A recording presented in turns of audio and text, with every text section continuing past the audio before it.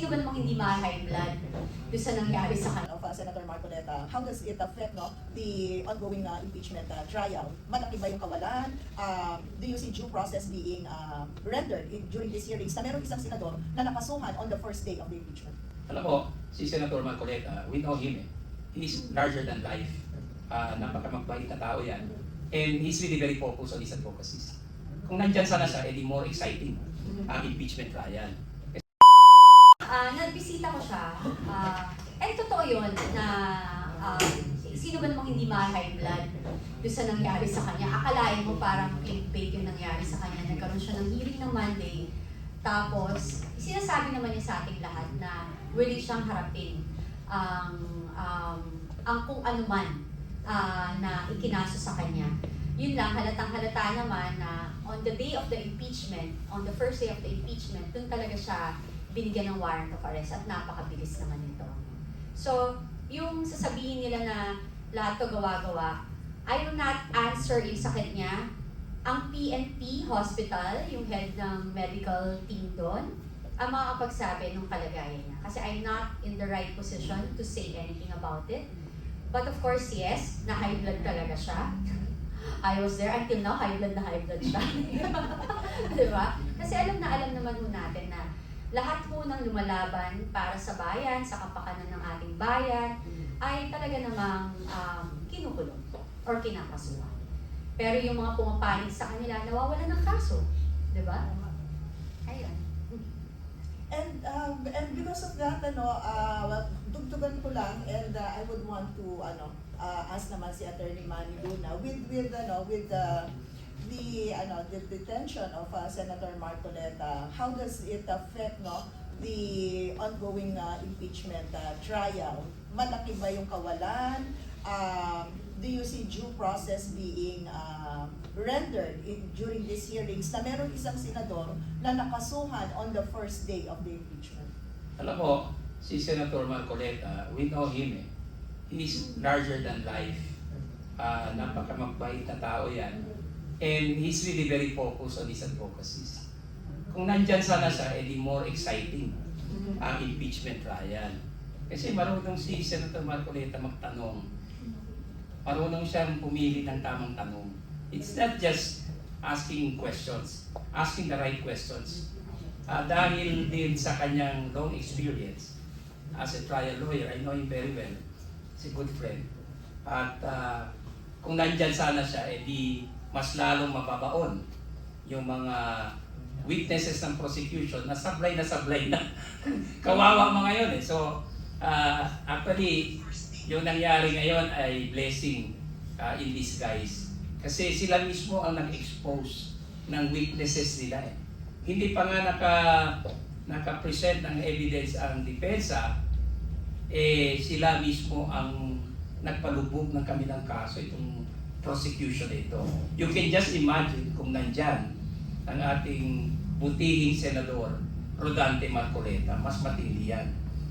Pero hindi naman kawalan in the sense that merong request si Senator Judge Alan Peter Cayetano na payagan yung dalawa, si Senator Jinggoy Estrada at si Senator Marcoleta para makasali dito sa impeachment trial.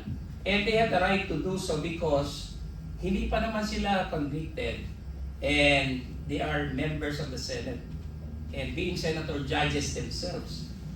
Sumpa na yan silang dalawa, di ba? So they have to discharge their duties under the Constitution. And I don't see any legal impediment. Ang kailangan lang dyan is coordination with the Sandigan Bayan. I think the Sandigan Bayan might allow a reasonable participation by the two senator judges considering na constitutional duty ang gagampanan nila, hindi naman bilang lawmakers or politicians but as judges. So if we believe in the rule of law, in due process, papayagan sila ng Sandigan Bayan. I hope that the Honorable Sandigan Bayan will allow participation by the two distinguished senators. Kasi kailangan ng hindi ang boto ang kailangan dyan kasi alam naman natin na hindi na maabot yung 16. That's my prediction. But we have to inform the public all the ongoing proceeding. And Jinggoy has the experience. Remember, nag-participate na yan sa Corona impeachment.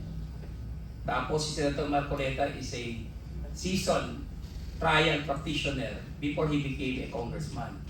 So, maganda sana kung nandyan sila. Not for their votes, because we know already that yung 16 na threshold hindi maaabot, but because we need their experiences at sa kanilang duty dapat kampanan nila because we elected them into office. Hindi naman pwede i-deprive natin ang taong bayan ng karapatan para yung kanilang hinalal na mga opisyales ay dadalo sa hearing at saka mag-participate as judges, not as politicians lang, but as judges. And that carries a lot of weight dito sa request ni Senator Judge Alan Peter Cayetano na payagan sila. Kasi Constitution ang nakataya dito, a constitutional duty under Article 11 of the 1987 Constitution. Ito yung hamon ko po dyan sa Senado, no? Kung talaga ang sinasabi niyo, ang pagpapakulong kina Senator Jinggoy at saka Senator Marcoleta ay hindi tungkol sa impeachment na proceeding na nangyayari ngayon. Ang hamon ko po sa inyo, payagan niyo silang makadalo. Kasi kung talagang hindi yan ang issue kung ba't sila nakakulong ngayon, una sa lahat, hindi pa sila proven guilty. So hayaan niyo silang gampanan yung trabaho nila bilang mga senador.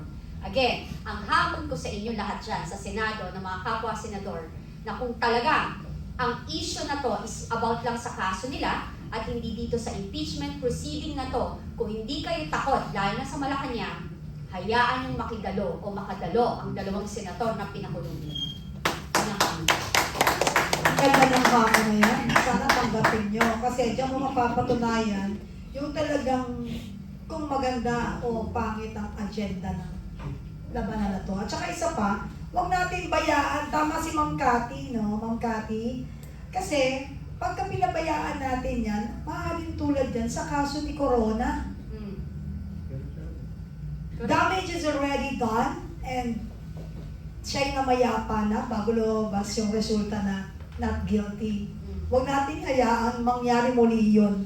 Kasi walang magiging alipin kung walang magpapalipin. So, kailangan pakinggan ninyo yung panawagan ni Ma'am Cathy kung talagang maganda po ang adhikain ninyo sa bayan natin. Di ba nandun yun di ba, attorney? Na yung Artikulo 3. Mag-practice ang Tagalog. Section 14. Ano po yun? Mga abogado natin dito. Kasi hindi ako abogado eh. Ang sabi, eto, garantisado, presumption of innocence. At hanggang hindi napuprove na guilty sila. Yun. So again, yun. Kung talagang hindi kayo naduduwag, lalo na dyan sa Senado, ng mga senators, hayaan yung gampanan ng kapwa yung senador yung trabaho nila habang hinaharap din nila yung kaso nila. Magkaiba nga yun, di ba sabi nyo? So let them do their job. And kami bilang mga mayang Pilipino, nananawagan kami na hayaan nyo silang gampanan yung trabaho nila. Huwag nyo silang ikulong kung talagang wala kayong intensyong mabawasan ang sinasabi ninyong kakampi ni Bibi Sara. Kasi sinasabi nyo na di ba? So, kung may mga iba dyan na nagsasalita ng kakampi, di ibig sabihin, halata na talagang sinadya niyo yung pagpapakulong sa kanila. Diba? Kung hindi naman kayo naduduwag talaga at hindi ganun ang intention nyo, sama-sama nyo, sulatan, buong Senado, pumirma kayo, paten nyo, diba? Saka dito, no, this is a first in our history. No? So, yung request ni Senator Alan is reasonable. And I believe that the Sandigan Bayan, in the exercise of sound discretion, might allow it. Kasi ang taong bayan dito may stake. Ang impeachment kasi is not just a legal process or judicial process, it's also political. So meron po tayong karapatan na manawagan, even to the court, na payagan yung dalawa because they were elected into office and they will be performing a constitutional duty na hindi pwedeng i-deprive sa kanila. So, it has a higher call, no? Kumpara sa ordinary lawmaking duty nila. Eh, sa tingin ko, the Sandigan Bayan will exercise some discretion and might allow it in the interest of justice, the rule of law, and also for the national interest. Kasi nakatutok tayo lahat sa impeachment, although I believe that dapat ang tutukan din natin yung flood control. Pero, may laro sila dito, they are trying to project a narrative. Kaya siguro takot sila, medyo allergic yung mga ibang senador na nandyan si Senator Marcoleta because he's really fighting for the continuation of the investigation into the flood control scam. So, yan ang nakikita ko. Pero kung wala naman silang ibang agenda at in good faith ang lahat ng senator judges, then they should sign or approve the resolution na minove ni Senator Alan Cayetano para payagan yung dalawa. Mas maganda yan para sa bansa natin.